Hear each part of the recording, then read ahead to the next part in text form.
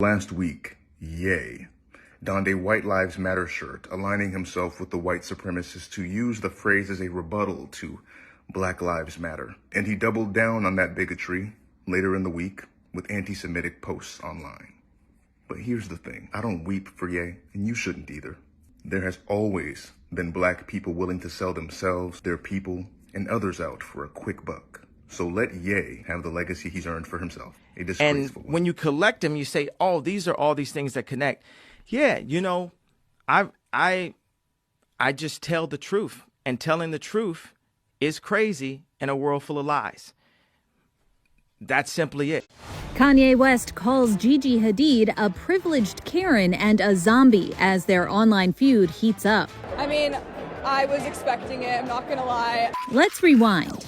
The rapper made headlines earlier this week for wearing a White Lives Matter shirt at his Yeezy Season 9 presentation at Paris Fashion Week. Why did you do that, and what did it mean?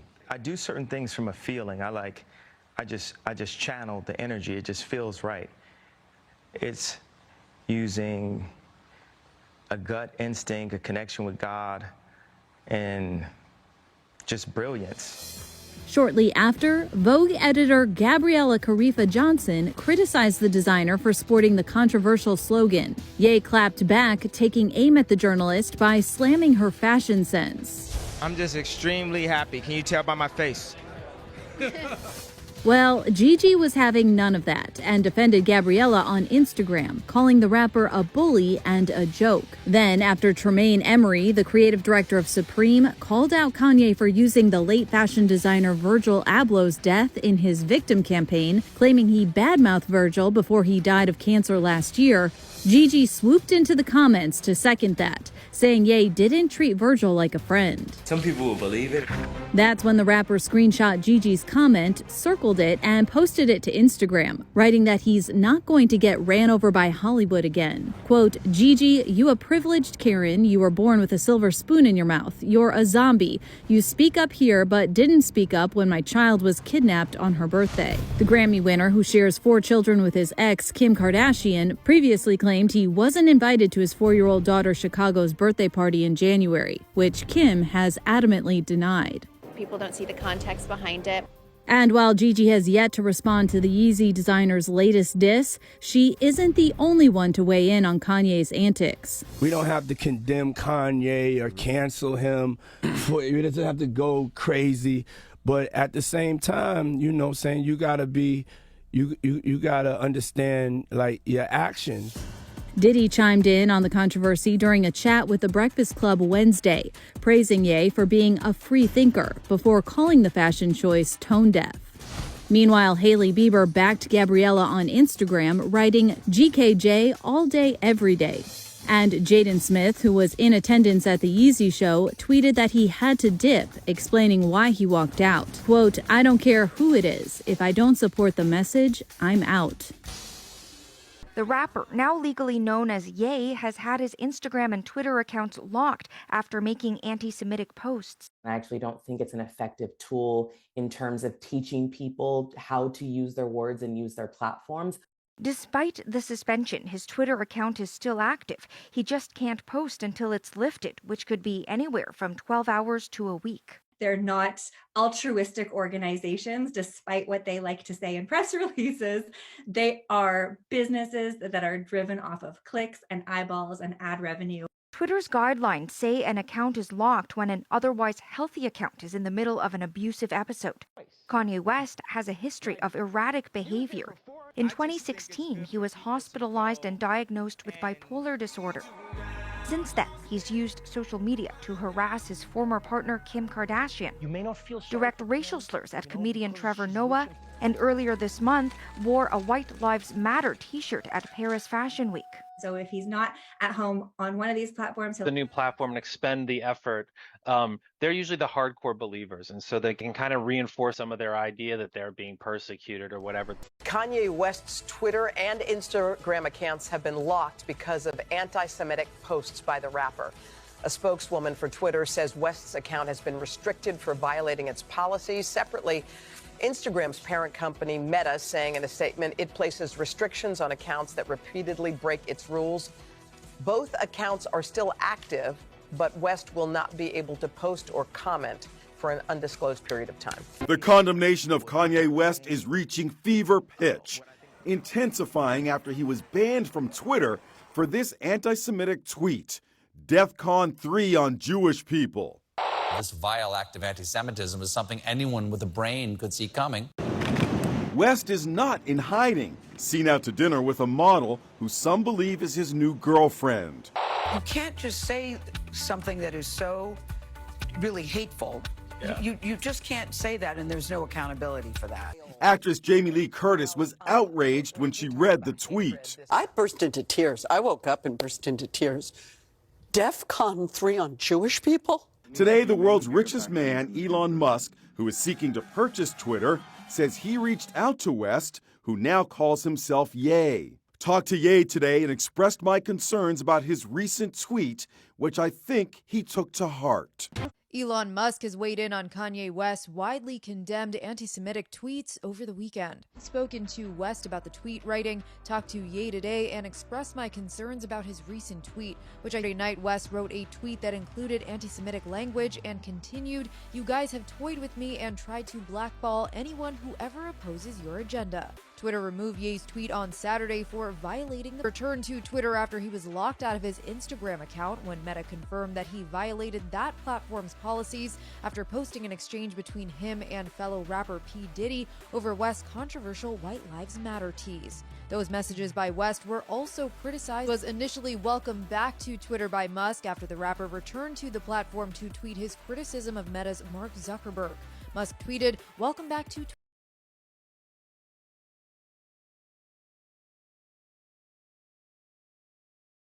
Kanye West has been temporarily barred from Twitter and Instagram after posting an anti-Semitic comment over the weekend.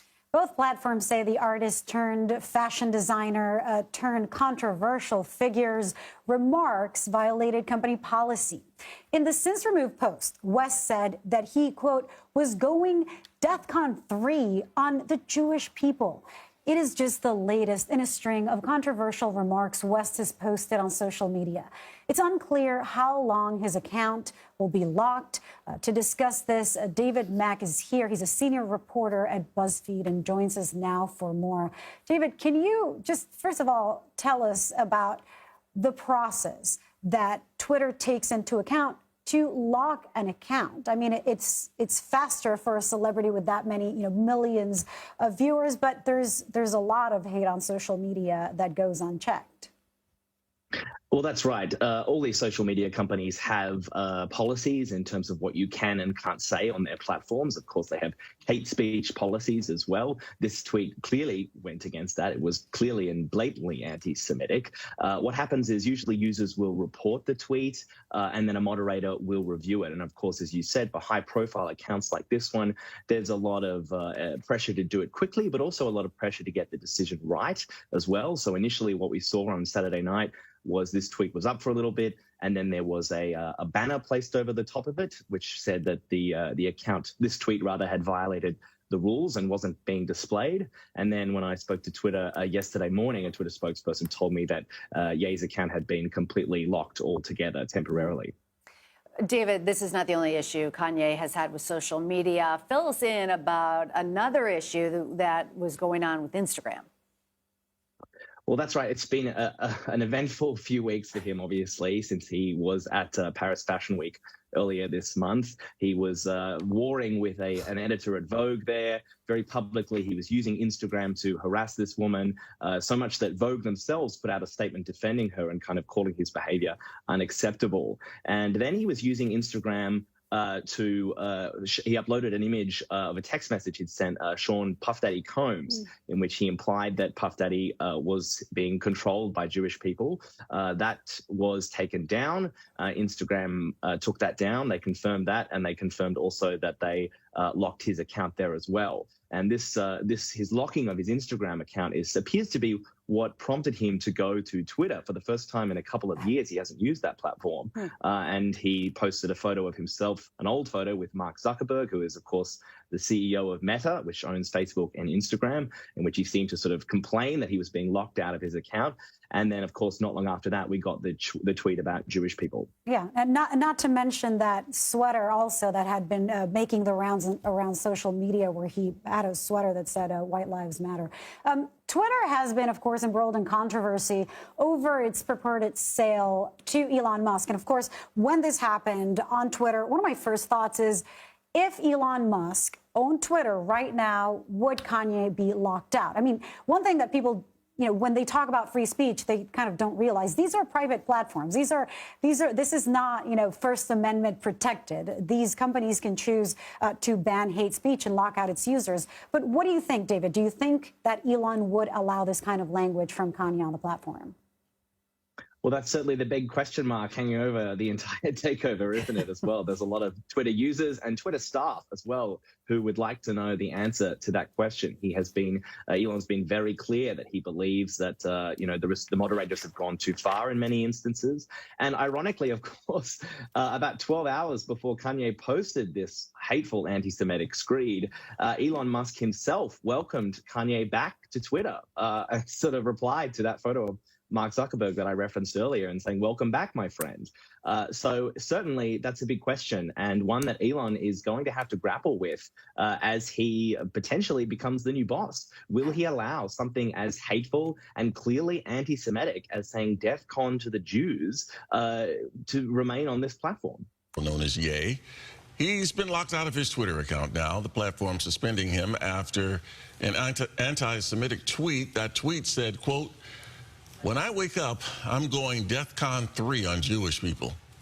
His tweet continued saying, quote, "The funny thing is I actually can't be anti-Semitic because black people are actually Jew." Headlines for wearing a White Lives Matter shirt during his fashion show in Paris. He called the Black Lives Matter movement a scam, posting on Instagram that the movement is now over. He also talked about race matters on Fox News Channel's Tucker Carlson's show on Thursday. Because the same people that have stripped us of our identity and labeled us as a color have told us what it means to be black and the vernacular that we're supposed to have. My dad... West says what he learned about race relations, much of that came from his father and mother and what they experienced. Kanye West, now known as Ye, is one of the best-selling musical artists in the world. He has also in recent years become a celebrated and very highly paid fashion designer. And of course, for a decade, he was well known to TV audiences as an in-law of the Kardashian family. But it's West's latest incarnation as a kind of Christian evangelist that brought us to his office in Los Angeles today for the interview you're about to see. Days ago, during Fashion Week in Paris, West, accompanied by his friend Candace Owens, unveiled a T-shirt that read simply, "White Lives Matter." The response from the fashion industry and international media was instantaneous and uniform. Shock, horror, rage. "There is no excuse for this," thundered the New York Times. "West is legitimizing extremism," shrieked Rolling Stone, etc., etc. What was strikingly missing from the coverage, however, was any explanation for why West did this. What was the T-shirt about? No one seemed to think to ask him, much less to listen to what he had to say. Instead, the enemies of his ideas dismissed West, as they have for years, as mentally ill. Too crazy to take seriously. Look away, ignore him. He's a mental patient. There's nothing to see here. But is West crazy? You can judge for yourself as you watch what we're about to show you. He has his own ideas, we can say that. Creative people tend to. That's why they're artists, not actuaries. His free-form social media posts give the impression of a man channeling his rawest emotions right onto Instagram.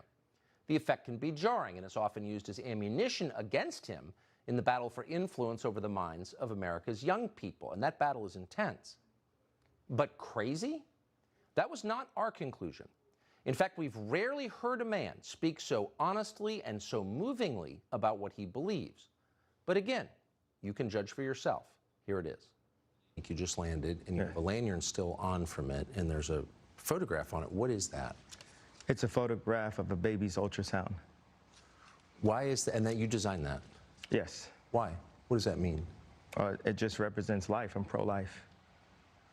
Boy, so you wear it on a badge. What kind of response do you get?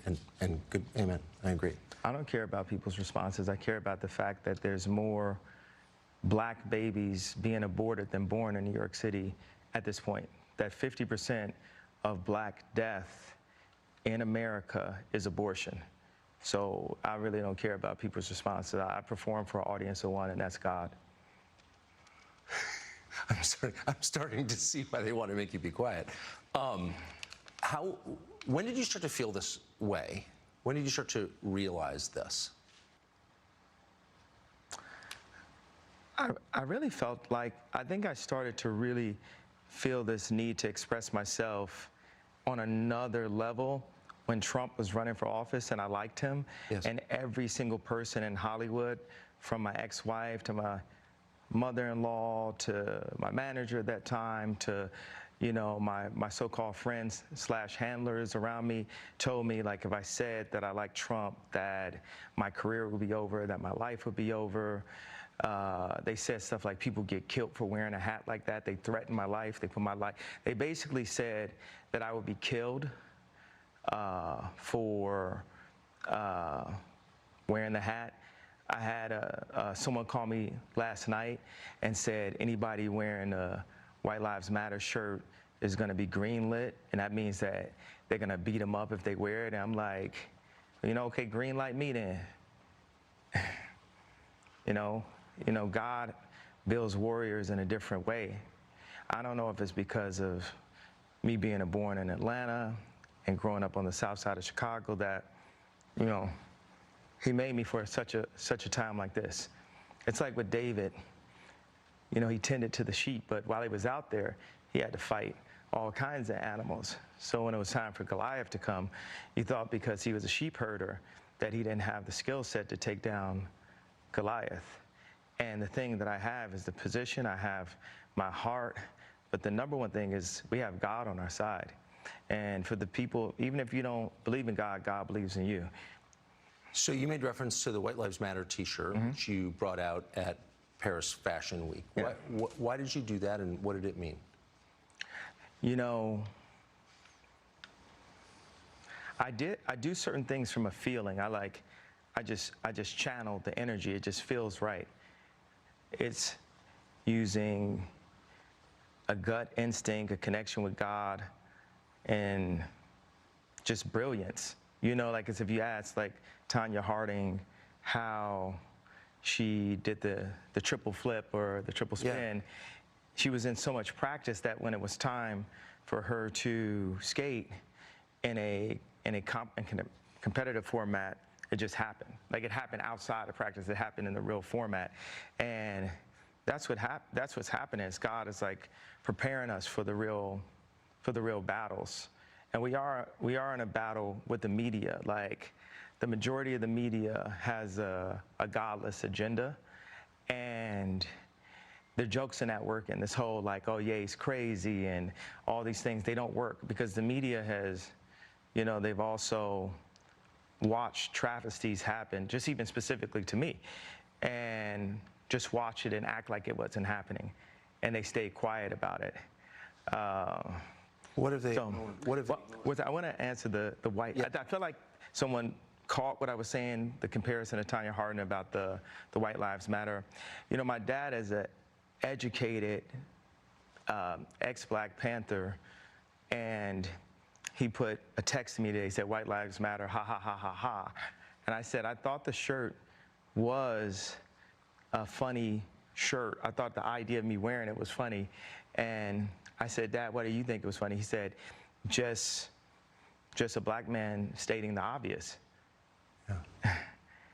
And, you know, my dad doesn't listen to rap music, and he's like super educated. We opened up a water distribution center in the Dominican Republic together. He's like the original Steve Jobs, but he was getting blocked every which way with all of his ideas, and he didn't have an endless bank account, and he didn't have an Instagram.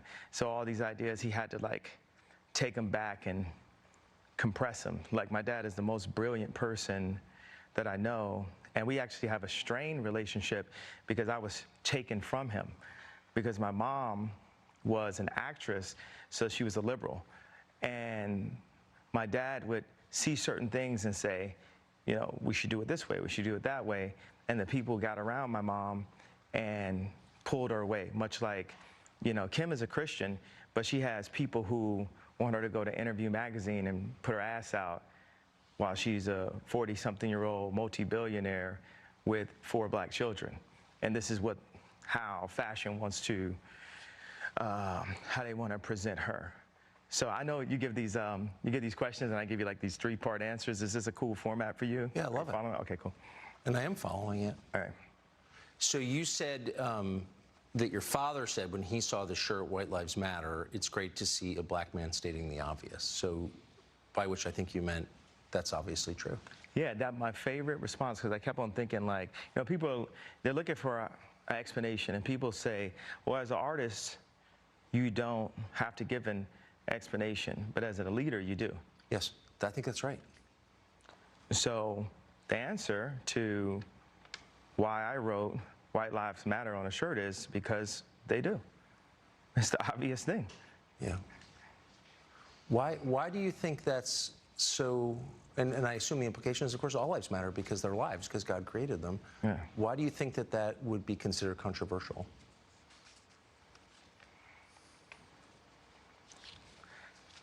Because the same people that have stripped us of our identity and labeled us as a color have told us what it means to be black and the vernacular that we're supposed to have. My dad grew up as a military brat, and his family moved around, but they were based mostly in Delaware. And at the time, if they weren't the only black family, they were one of the few. And he would be discriminated against because he was black. So by the time he got into college, he would be discriminated against. He went to a black college, he would be discriminated against because they said he talked too white. Yes. And then he played the kick drum in the band. So when he would go to the club and the music was playing, where would he clap his hands? Where the kick drum is. Yeah. So it's the opposite of where everyone else was clapping their hands. And this is the most elegant and tasteful person that I know. And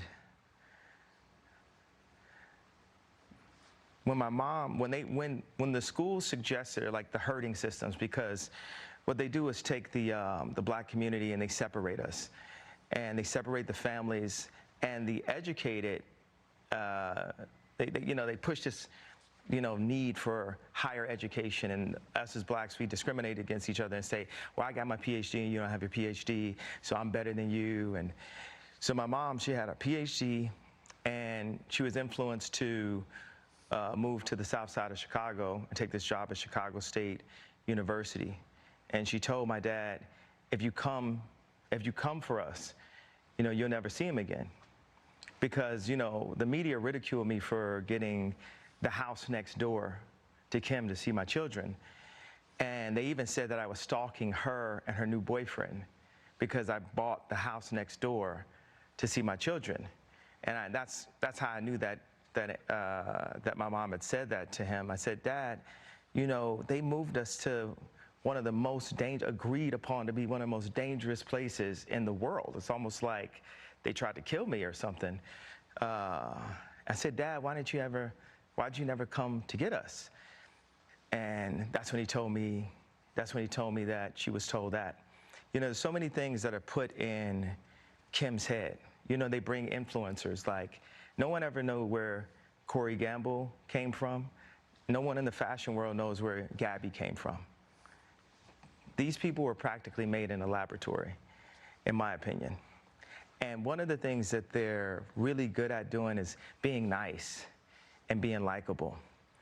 And what they do is, for people that have some form of influence, whether it's an educated black woman like my mother that became the head of the English department at Chicago State University, or whether it's the most influential white woman on the planet being my ex-wife, they have people that are around them at all times telling them what to be afraid of. It's like not what to do or say specifically, it's what to be afraid of. And if you have a person that isn't afraid of them, you know, like a Russell Brand or Candace Owens. Right. It's not that we have to agree with this, but they're not afraid. They're not afraid to state what their opinion is. Yes. No one is God, and everyone has an opinion. It's like liberal Nazis that will go up and attack you. Like I said, you know, everyone's like, Anna Wintour's your friend. I'm like, this Gabby girl and Gigi and these people, they would have never said anything negative unless they got the okay from Condé Nast, unless they got the okay from Anna. They would have never got the okay to comment. Like, let's just talk about specifically. So these are people who are attacking you for your T-shirt. Well, it was a setup. It started off as,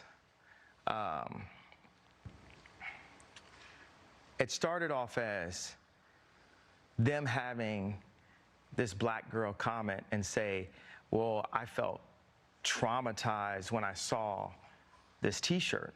It's like this, a black girl saying, I felt traumatized when I saw a black man wearing something that he wasn't allowed to wear. It's like in Django when Jamie Foxx is on top of a horse and Samuel Jackson's like, you know, that black guy's not supposed to be on top of the horse. Okay, and then I went and said, hey, I don't like your boots. I know Anna Wintour doesn't like your boots and you're not a fashion person.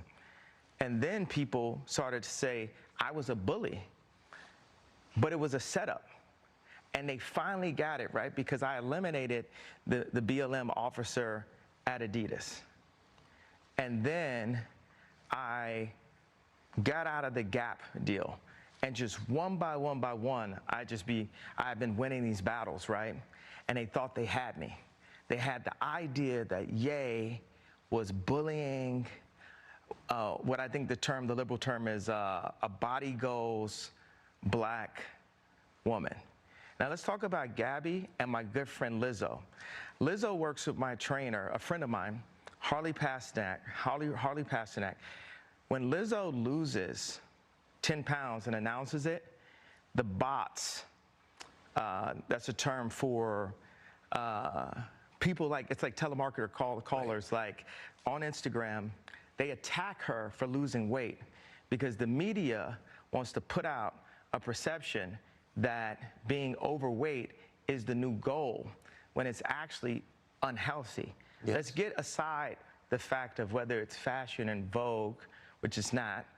Let's just, or if someone thinks it's attractive, to each his own. It's actually clinically unhealthy.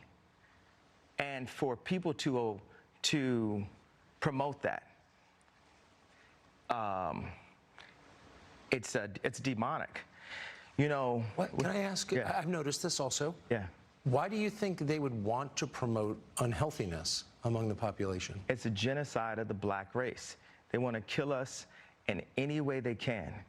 Planned Parenthood was made by Margaret Sanger, a known eugenics, with the KKK, and I believe that if we saw ourselves as a people and not a race, then we would treat our people better. Like if you go to a Jewish person and you say a race, it almost gets confusing. They'll cut you off quickly and say, we're not a race, we're a people. Well, our people are supposed to just say it loud, I'm black and I'm proud. Okay, well, what about, do you own the land that you're living in? Is the contract even in a language that's even possibly understandable? Right. You know, for your heritage, you know, and in America, we as blacks will like down each other on how good we speak, but we're speaking English. There's nothing whiter than English. We're not in our native tongue, actually.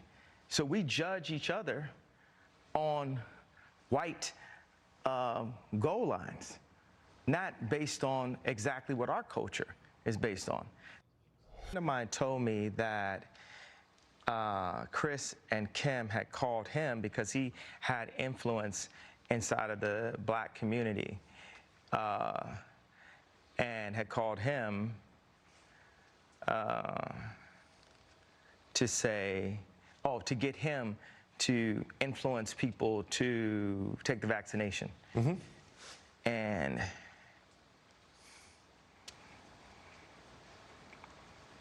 I don't have an opinion on that. I just want to state that as a flat statement. But it was wild that I didn't know how close my own wife was to the Clintons.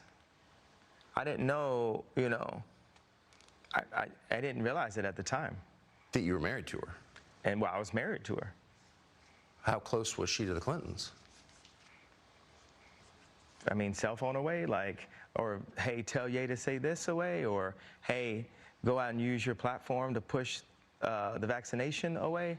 I mean, not away, but take the away part, but Do you feel like at times you were manipulated by political forces through your wife? Attempt manipulation. But yes, there was some manipulation. Me not saying I like Trump was a form of a manipulation. For sure. Yeah. Why did you like him, by the way? You said you liked him early, like you saw him. I mean, I keep telling this joke. If people say Trump was the first black president, I'm gonna be the first Latino president, because all the values, the conservative values just line up. Come on, man, Trump's the What do you mean? He has his own buildings. What are you talking about? He's like Ralph Lauren. He made Ivanka. You like Ivanka? Yeah. You wrote a post on Instagram about her husband today. Yeah, I had a dinner with Ivanka, Jared, and Josh. And a couple days later, I found out that Josh Kushner had 10% of Skims, which is a line that I had developed with Kim. And I had a lot of issues with the imagery of Skims. I felt like there's a lot of imagery that was overly sexualized and things that I wouldn't want to see my wife and definitely not my daughters doing in the future in order to sell product. But it reaches another level when it's like, okay, well, this is what my wife is doing, and this is what she's doing for our children. But it reaches another level when her business partners are selling pieces of the company that they don't have to, because the company's already so successful and it's an internet-based company. So it's like they're really just selling off the company in order to create more relationships for themselves that are unneeded. It's like when I went to the Gap and with our release, they just they shoveled it out. I'm very cautious with my words. I'm really big on being able to have an adult conversation in front of the children. So I don't use explicit language in interviews especially. So I found out after this dinner that Josh Kushner had 10% of Skims and I had 5% of Skims. And regardless if, Josh Kushner figured out how to put $150 million, I'm sure it wasn't out of his own account, but $150 million, and I'm sure Jared still has a piece of that fund. Regardless of them putting that money in, for me to have been an owner in it and not known, just from a place as a creative where Skims is so based on a lot of the Yeezy ideas, then it's based on all of the relationships in fashion, because I had to use my relationships in fashion in order to establish Kim in a way where fashionable people would say, hey, I'm down to wear Kim's line. And these VCs, they come in and they get a piece of it after the fact, and they run around and say they have ownership in it. So as I put on my Instagram, which, luckily for everyone, they could just write it off that, I'm crazy until they see my disposition in this interview, and then it's gonna get scary.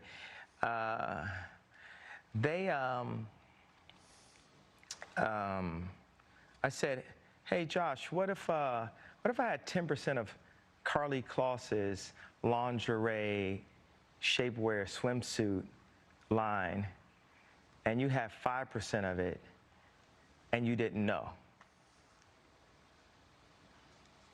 How would that make you feel?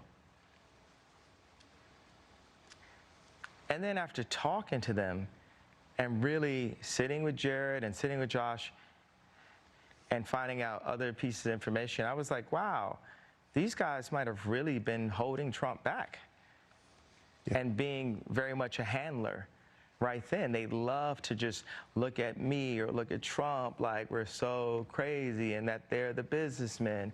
So when I think about all of these things that Jared, you know, somehow doesn't get enough credit for with his work, and what is it, his work in Israel or his work in Palestine? What is this? You know where he made these peace treaties? Where was that? Do you know the facts on this right here? So I'm like... Well, I think that was between Israel and some of the Arab nations. I just think it was to make money. I don't know. Is that too heavy-handed to put on this platform? No, that's your opinion. We're not in the censorship business. Okay, thank you. And I just think that that's what they're about, is making money. I don't think that they have the ability to make anything on their own. I think they were born into money. And for me, as a maverick and a talent and a person that's been, you know, beat, kicked, lost everything, sad to have lost my mind, went from pull myself up by my boots don't have straps on them, but I say pull myself up from my boots to becoming a multi-billionaire that gets the price every year of my net worth goes down every year on Forbes. They just keep on slowly just taking it down every year. It's like really a weird thing. But as a person that has really built something from nothing, when I sit across the table from a Josh Kushner and he just feels so entitled to that idea, and this person has never brought anything of value other than so-called being a good venture capitalist, I have a major issue with that. And it makes me feel like they weren't serving my boy, Trump, the way we could have, because, you know, Trump wanted nothing but the best for this country. And it doesn't, like, Moses stuttered. And saying God is not always going to bring the most perfect personality. A lot of times, the most fake people, their job is talking and making people feel comfortable. Yeah. You know, and the realest people are going to make you feel uncomfortable at first, and make other people feel like they don't have any. My power is through God. So if someone ever says anything like, oh, you did a great job, it's praise God. It's funny, atheists love the term narcissist when you believe in yourself. Right. They say that it's narcissistic. You know, I love the dynamic of how you compare, you show that there's still humanity even with the position that God has placed me in. Why did Moses smite the rock? Why did he get that frustrated? And just to be able to be gentle, to be more gentle. You know, God is alive. Look at this right here. Look at how quiet it is right now. It's only God. God is of order. The devil is of chaos. That's true. You know, we are, I wanna talk about my potential run for 2024 and Trump's potential run for 2024 and the beloved DeSantis potential run for 2024 and Mayor Suarez potential run for 2024. And, you know, they thought Trump was a joke. For older white people, they're quick to classify a black person only by the fact that we're black. Even Trump, a person that's, we'd consider to be a friend of mine, when I went to the White House, I called him after that to get A$AP Rocky out of jail. And one of the things he said to me is, Kanye, you're my friend. When you came to the White House, my black approval rating went up 40%. And for politicians, all black people are worth is an approval rating. The Democrats feel that they don't owe us anything, and Republicans feel that they don't owe us anything. Blacks have never demanded something for our vote. And that's something I talked to Ice Cube about. What are we asking for? How do we change our life? If all of our organizations and all of our colleges and even our title as black was made by white people, all of our jobs, and Black Wall Street, Harlem after gentrification, there's never been a fully black-owned community where we have all the municipalities, things that Dr. Claude Anderson talks about. We need that. It's like 90% of America is not even developed. I'm not one of the people that go up and say, hey, I want to stop anybody from making money. The people that make money and the powers that be, I am your true Nikola Tesla. And I'm not even a scientist. What do you think of Elon Musk? Do you know him? Very well. What's your take on him? You said that because I said Tesla? I did, yeah. It's just the first thing that popped. And that everyone's always like, oh, Elon's got these answers. I think he's a great team player.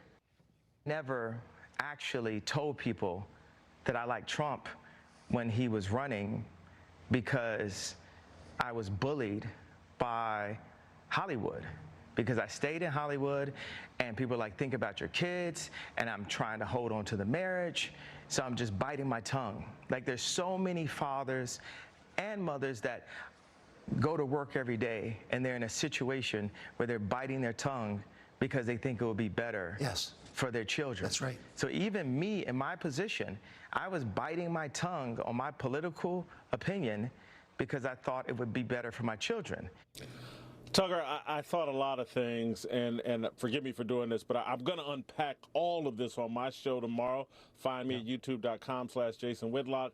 But listen, that's a man wrestling with his faith in God and wrestling with the fame that makes him money and makes him rich. Right. And so throughout that interview tonight, I heard a guy that's a devout Christian, and I heard a guy that is cursed with the disease of fame. It's undermined his ability to be a good father. It's undermined his ability to be a good husband. It's undermined his happiness. He wants to be a Christian, and the things he said about his faith and just wearing the lanyard with the ultrasound, all of that. I love that about Kanye West. It scares the heck out of the left to see someone like Kanye West, that popular, that influential, his skin color, that has those Christian values, because that's what's really under attack, his Christian values. It scares them. They don't want him to survive. They're using him. I'm going to make an analogy. Kunta Kinte and Roots. They got him out on a tree and they're whipping him. What's your name? And they want him to say left-wing liberal, and he won't say it. He keeps saying, I like Trump. I like God. I'm a Christian. And they keep whipping and slashing him, and they're trying to make this man bow down to the liberal orthodoxy, and they're doing it as a message to me and everybody else. If you don't get in line with what we want you to think, every black man, every heterosexual black man, every black man with Christian values, we will beat you into a pulp. Kanye's man enough to stand up. I wish more men were. What does that do to you, to discover that you can be one of the richest, most famous people in the world, and you still don't have the simple right to say what you really think? What it does to Kanye is make him realize the importance of God and his faith, because that's the only protection you have. Again, the guy used the words that I believe. This is demonic. Everything the left preaches to black people, you should be overweight.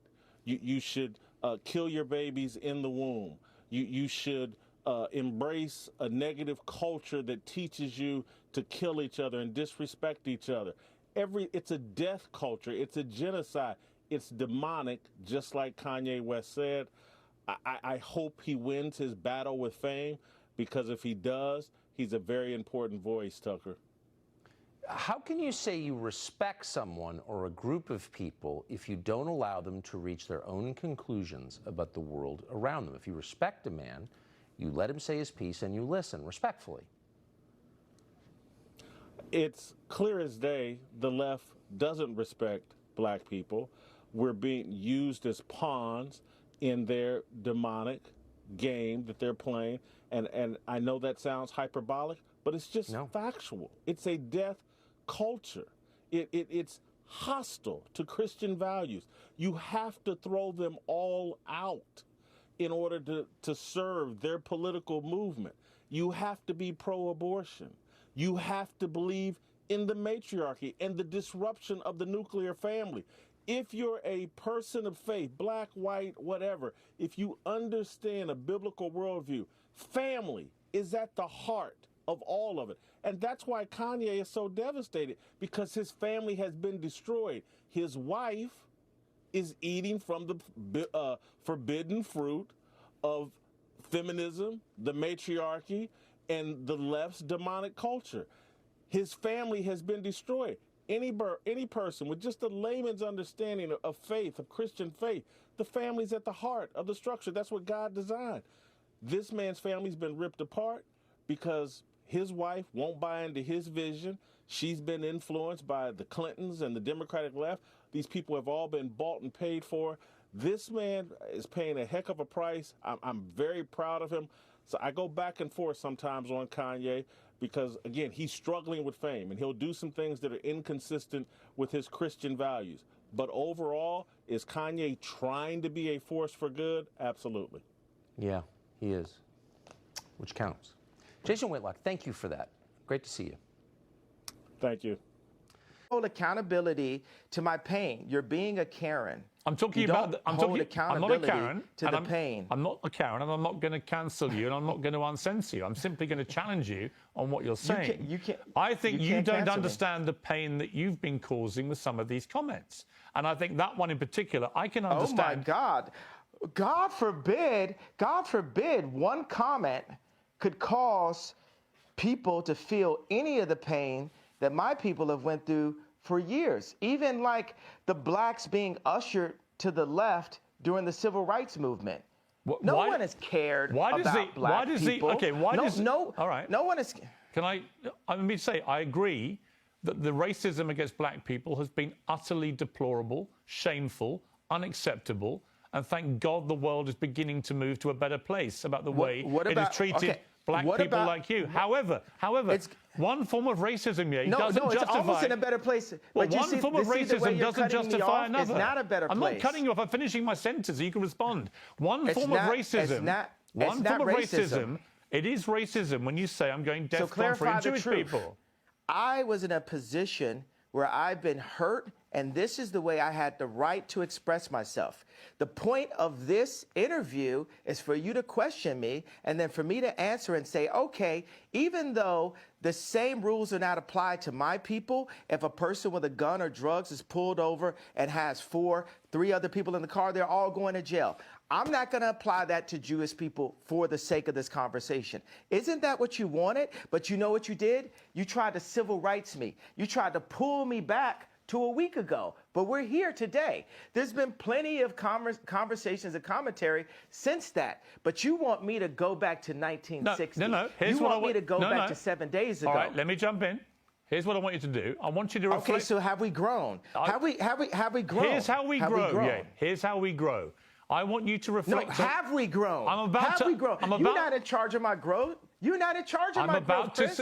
Okay, let me phrase it like this. I'm about to suggest to you how you may grow if you choose to grow this way. And you can ignore me. You can ignore me. Pierce, how much money are you worth? Not as much as you, sadly. Exactly. So take my advice. Maybe you'll get richer. I would love to take your business advice. Why would I listen to you? Well, why don't you hear what my advice is and then work out if I'm wrong? Can we do that deal? Well, the thing is, you haven't given me any credit or a moment of reflection for the comparison that I made, the brilliant, if I do say so myself, comparison that I made to the cops pulling over one black person and locking everyone up. I understand what you're saying. And my tweet having issues. Wait a second, I wasn't done with the sentence. My tweet referring to all Jewish people, I said, for the sake of this conversation, I will refer to the business people who have destroyed me and my people and my fellow creatives. But you didn't even accept that I gave you that. You tried to push me back into 1960. No, I didn't. You tried to push me back into last week. No, I didn't. Okay, do you accept that example that I gave you? I understand completely the example you gave me. I think all racism is wrong. So I feel that we've grown. I would like you to reflect. I feel we've grown. Do you feel we've grown? If you've now changed what you wanted to say originally, my question for you is, do you now regret saying DEFCON 3 on Jewish people? Are you sorry you said that? No. I don't think it matters. You should be. Absolutely not. You know, I will say I'm sorry for the people that I hurt with the DEFCON, the confusion that I call. I feel like I cause hurt and confusion. And I'm sorry for the families of the people that had nothing to do with the trauma that I had been through, and that I use my platform where you say hurt people. And I was hurt. It's an uncensored interview. You said something which you've now wished you hadn't said, and you've apologized. I actually think that says a lot about you, right? That shows you've got that ability to be self-aware, to understand when you cross a line. I think someone like you, with all your energy and creativity and your passion, you're going to say stuff. The way that you talk constantly and in such an extraordinary manner, you're going to trip up. You're going to say things the wrong way. I don't think there's anything wrong in when you do that, doing what you just did and saying, look, I'm sorry, I crossed a line, I apologize. I want to say that it's wrong to hold an apology hostage, and I got to let go of that and free myself of the trauma and say, look, I'm just going to give it all up to God right now. And say to those families that I hurt, I really want to give you guys a big hug. And I want to, I say, I'm sorry for hurting you with my comments. And I want to word it in not like a political way, but in a presidential way, which means what I knew a president to be when I was growing up.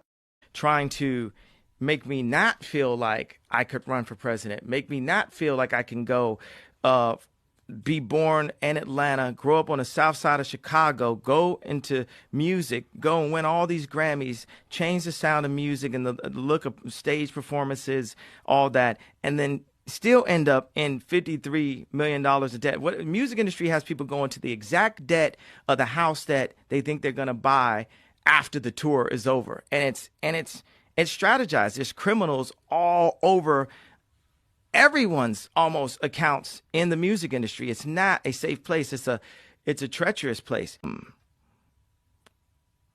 I can research. I'm actually forgetting the exact. The main thing that it did is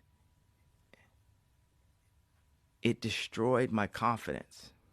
It made me this shell of who I really am. It like grayed over my eyes. It made the Mustang not buck anymore. They told me I was bipolar. And I remember going on TMZ and saying, slavery is a choice.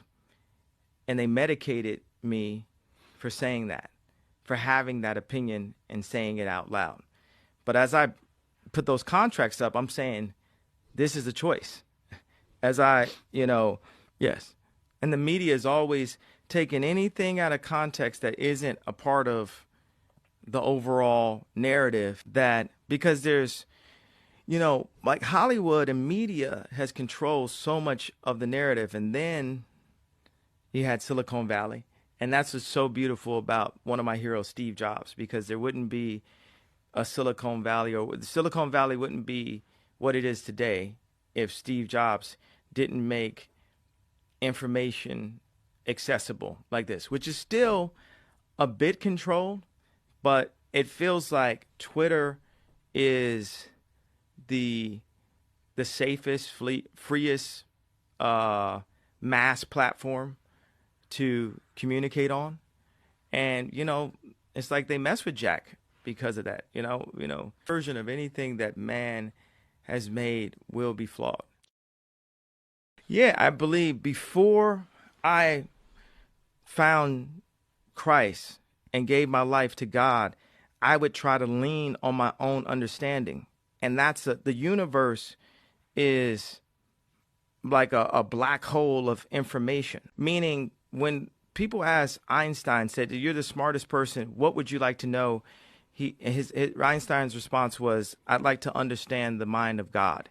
Meaning God is all knowing, and we can only know or see. And for me as a visionary, we can only know or see what God allows us to see and what he feels we're ready to see and understand to maximize what our Maslow's hierarchy of need chart is. You know, what sets our dopamines, what sets our serotonins off, what makes us feel good. Like, you know, we did a good deed, and it's like it was somehow where, you know, just doing a beat for a famous person or just doing a beat for a local dope rapper really meant a lot to me when I was 14 years old.